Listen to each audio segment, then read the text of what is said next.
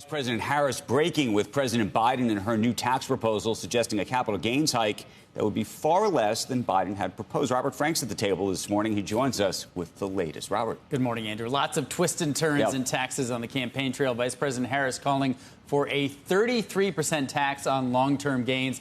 That would be higher than the current rate of 23.8%, but it is lower than the 44.6% rate that was proposed by Biden and that she endorsed before the convention. Now, under her plan, long-term gains would be taxed at 28%. She would then raise the net investment income tax to 5% from the current 3.8%. That would create that combined total rate of 33% on long-term capital gains. Now, it would apply to those with income, including a capital gain of more than $1 million in 1 year. It would be the highest rate since 1978. Now, in New York, the combined state, city, and federal tax would be 48%. In California, just over 47%. Now, she has not announced any changes to her plan to tax unrealized capital gains. Gotten a lot of discussion at this table for those worth more than $100 million. Wealthy donors have been pressuring her campaign to lower the capital gains tax and reject that tax on unrealized gains. All of them were part of that 2024 White House budget, which she endorsed. Now, for a lot more on what the wealthy are being taxed and where they're spending and where they're investing, you can go to CNBC/Inside Wealth. CNBC, we have that full screen. Maybe not. We'll show it later. What percentage of Americans do you think will be impacted by this? Because only 1% of Americans at the moment even pay the highest tax rate at 37%. Right. So, and 0.1% of Americans get about half of the total capital gains. So capital gains as a whole is very skewed toward the very top. Now, in terms of how many make in any 1 year income more than $1 million, including capital gains, it's probably a very small amount. But you are reducing the revenue you're getting. When she went from 44.6 to 33, we'll have to see how it scores. But she had a lot of spending proposals in that budget that she has endorsed. And since then, she's added more tax cuts, including on small businesses, including tax exempting tip wages.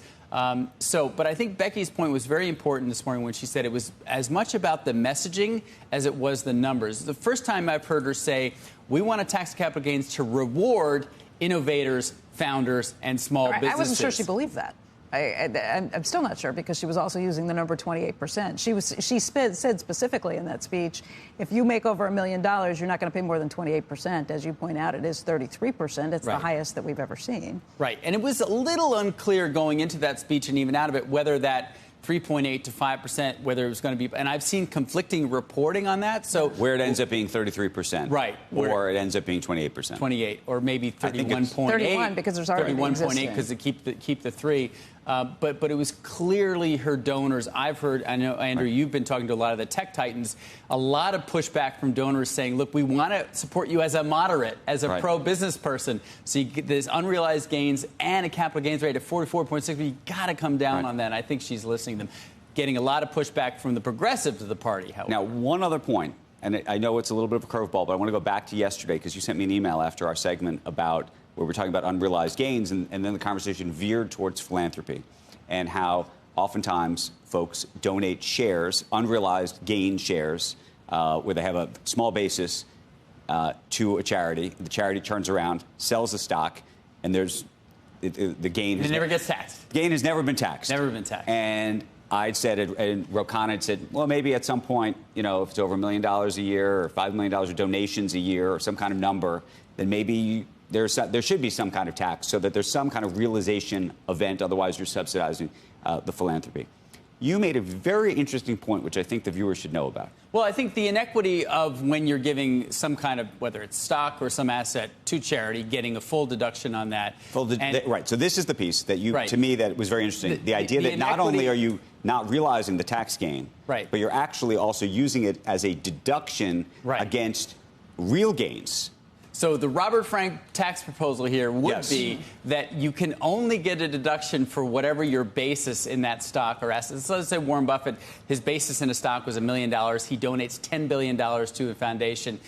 Right now, you get a $10 billion deduction. My view is he should only get a deduction for what he paid or what his basis was. So I think that takes the burden less off the taxpayers of America that are then not subsidizing a $10 billion deduction. You can only do a third of it, but still.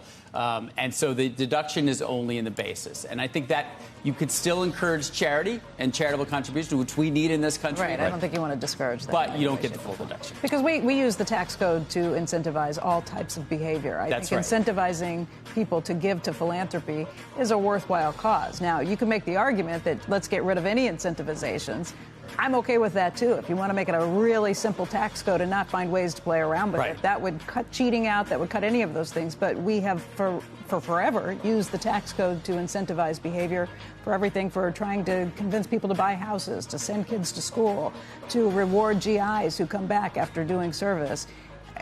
I think philanthropy would land in the things that you want to incentivize society to do. Absolutely, absolutely. And all of this is going to be subject to a huge congressional fight, probably coming up next year.